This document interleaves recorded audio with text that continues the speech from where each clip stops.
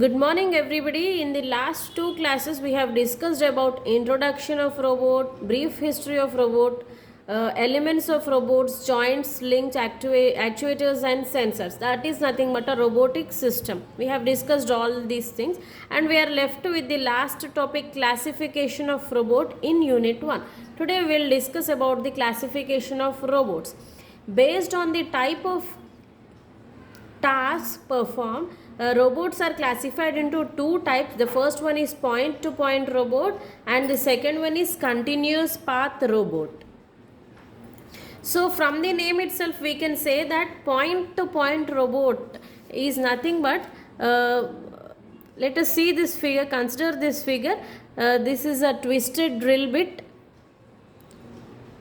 tool to be gripped by the end effector of the manipulator, and this is the plate. This is the reference coordinate system x, y and z axis.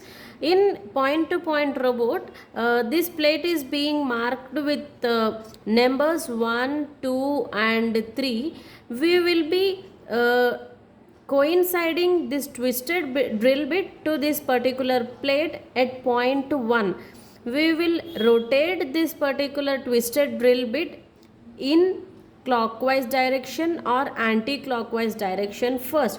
We will coincide this twisted drill bit with plate. We will rotate in either clockwise or anti-clockwise direction in order to make a hole, and after making a hole we will rotate in the direction opposite to the prior direction. That means if we have rotated in clockwise direction at the beginning, then in order to remove that particular twisted drill bit from the point 1, we will rotate in anti-clockwise direction. And then we will move to the point 2 and we will coincide our twisted drill bit at point 2. Then we will rotate it in clockwise direction in order to make a hole. Then in order to remove from that particular point 2, we will rotate it in anti-clockwise direction and the process continues. So here we are going point to point. So these particular type of robots are known as point to point robots. The example for this particular point to point robot are Unit 2000 T3. T3 stands for the tomorrow tool.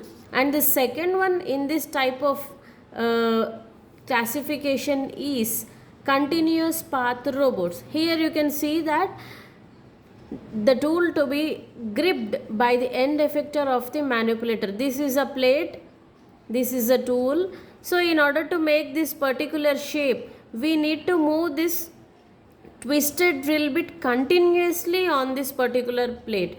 Hence from the name continuous path robots. So the example for this continuous path robots are Puma, Programmable Universal Machine for Assembly, and CRS. And the next classification is based on the type of controllers. So based on the type of controllers, we have two types of robots, non-servo controlled robots and servo controlled robots. So non-servo controlled robots will be having open loop control system. In open loop control system, we do not measure output for the purpose of comparison, and we just find out the error.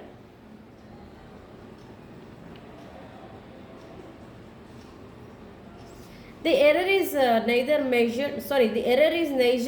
measured nor compared, and it is nor fed back for the purpose of compensation of error. The example for this particular non-servo controlled robots are Seco PN100.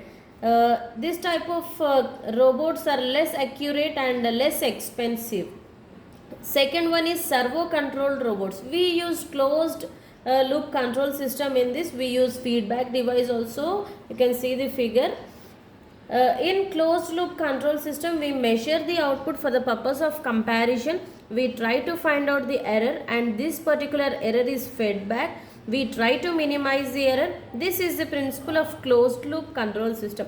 If we want to perform some precise task, we will have to go for servo controlled robots, as it has got closed loop control system.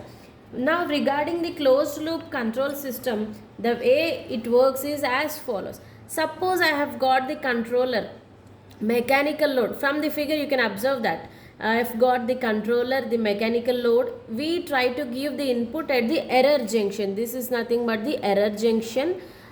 So based upon the input we get the output. The output that is measured is fed back. The output that is measured is fed back with the help of the feedback circuit. The output from the feedback circuit is compared at the error junction, at this particular error junction.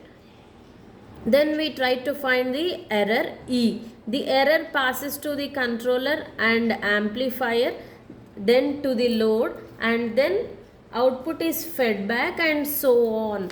So it is more accurate and more expensive. The example for this servo controlled robots are Unit 2000, Puma and T3, the Tomorrow tool. So the next type of classification is based on the configuration or based on the coordinate system of the robot. So based upon the configuration, robots are classified into 4 types. The first one is Cartesian coordinate robots, the second one is cylindrical coordinate robots, third one is polar coordinate robots, and the fourth one is revolute coordinate robots. So we'll see about each and everything in detail. The first one is Cartesian coordinate robots. So Cartesian coordinate robots will be having linear movements along x, y and z axis. It can have either sliding or prismatic joints. If we are considering all joints to be sliding, then it is called as SSS, or if we are considering all prismatic joints, then it is called as PPP. Sometimes we can use the combination of P and S also.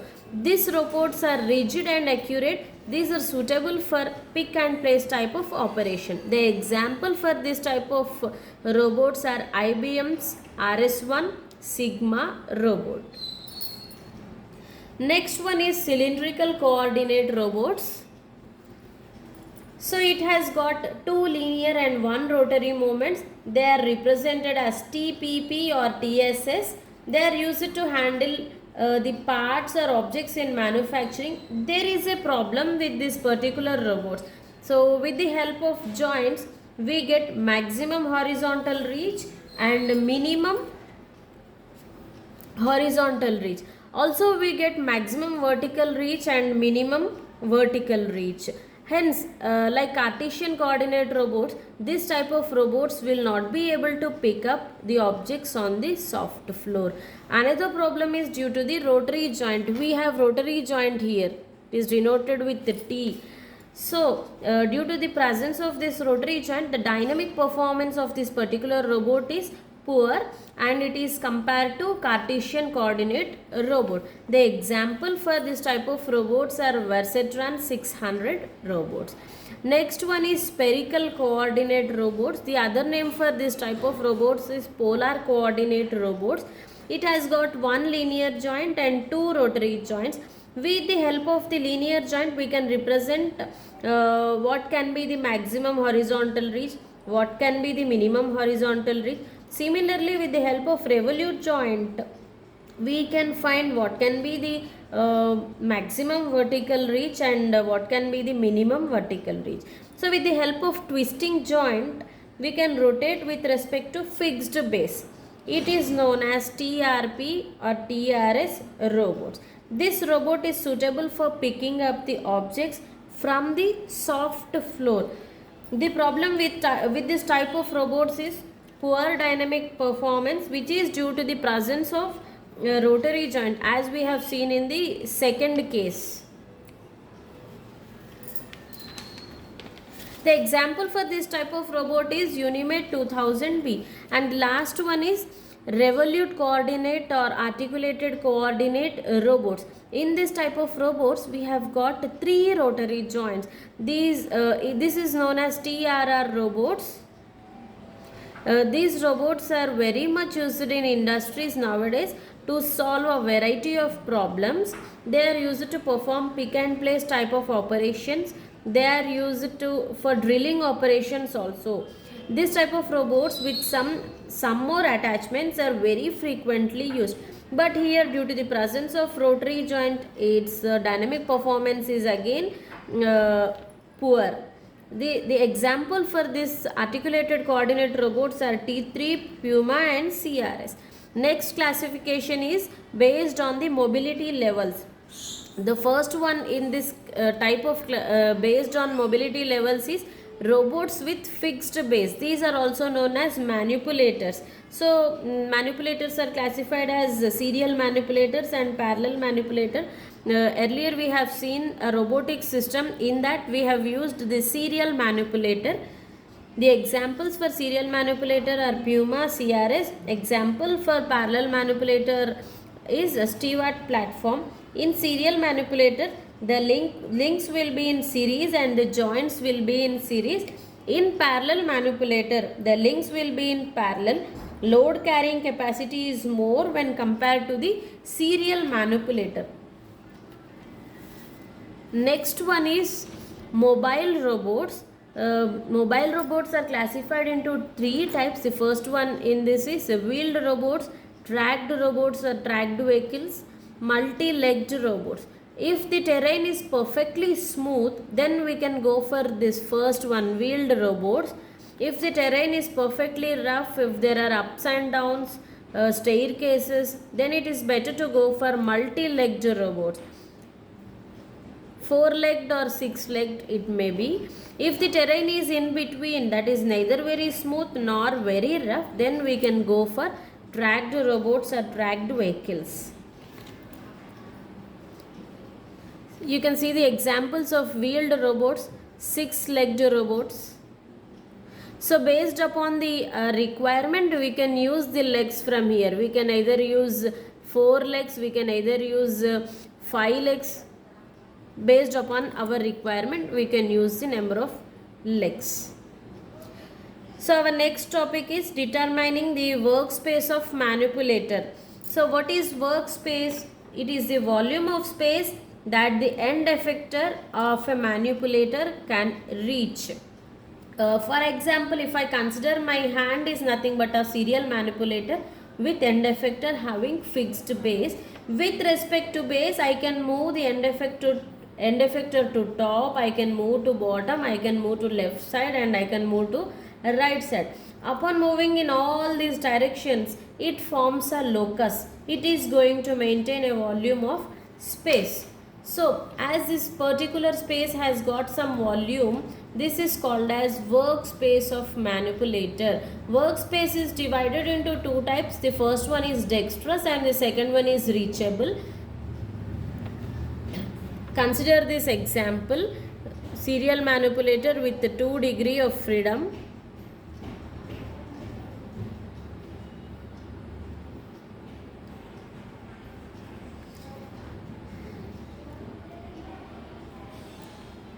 So the angle between, these are x and y axis.